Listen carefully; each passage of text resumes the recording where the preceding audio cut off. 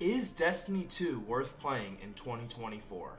That's an important question to ask because this game has been out for almost 7 years now, and Bungie is coming out with their final expansion, the Final Shape, which will release in June of this year. Not only that, but this game has brought a variety of conflicts, both positive and negative, ever since its launch back in 2017. If you're a new player wanting to give the free-to-play content a try, or a hardcore veteran returning after taking a long break, it's hard to want to get invested in a game that has such negative criticism online.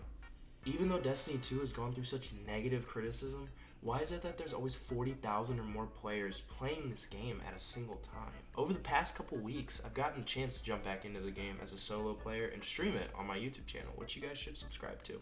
And I can say that there's a lot of content here that you can enjoy. Through the feedback and negativity given from their community, Bungie has been able to persevere and implement new functions to the game, and live updates as well. One of the most groundbreaking functions that affect the game, especially for solo players like myself and new players that are trying to get into the game, is the Fireteam Finder. This was a new feature that Bungie created, which originally wasn't as effective. They didn't really have it before. Instead, players would use Discord communities as well as other online websites and communities called LFGs in order to find these right lobbies, which Fireteam Finder just makes it one step easier where you can do it inside the game. Everyone can use the Fireteam Finder feature. It's definitely perfect to have new players who are just starting and don't have anyone to play with. Like I said, I'm a solo player, so having this feature in the game lets me do all the high-end and bigger raid content that I wouldn't really be able to do by myself before. I can get in these easy lobbies with people who are very understanding, helpful, and realize that they want their community to expand and have new players come in all the time. Destiny 2 might seem like it doesn't have a lot of content, especially for their free-to-play. However, there is an abundant amount of resources here that people can try out. There's plenty of weapons to be found while playing through activities. Bungie has created a Vanguard Ops and Nightfall category, which is Destiny 2's PvE content.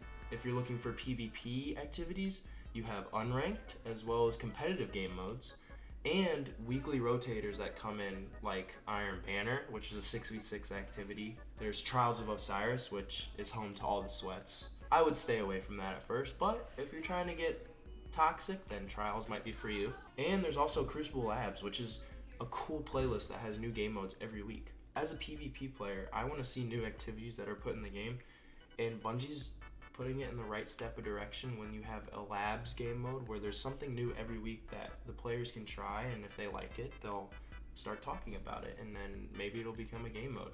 Also, there's Gambit that has a mix of PvP and PvE elements, so if you're looking for the best of both worlds, that might be the one for you.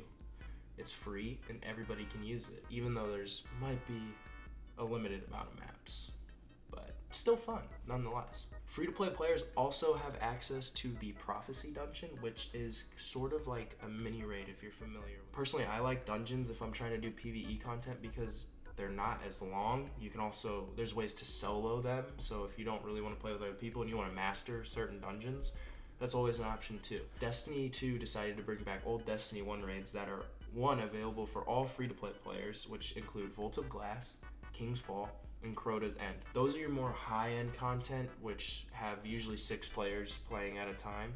And if you're returning, there's also more paid raid content that has been seen, and a lot of those are really worth the expansion price.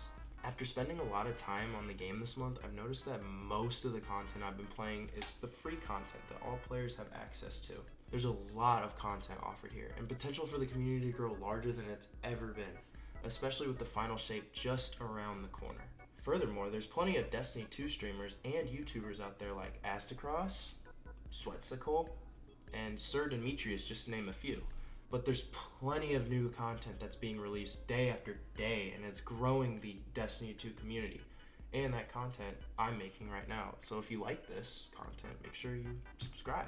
So, is Destiny 2 worth playing in 2024?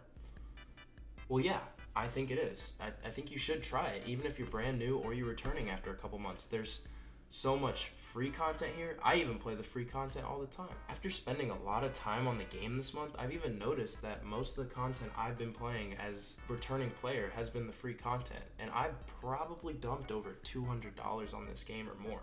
There's a lot of content here that everybody has the chance to try, even if it doesn't seem like it. And it doesn't really hurt if you try it out because it's free, right?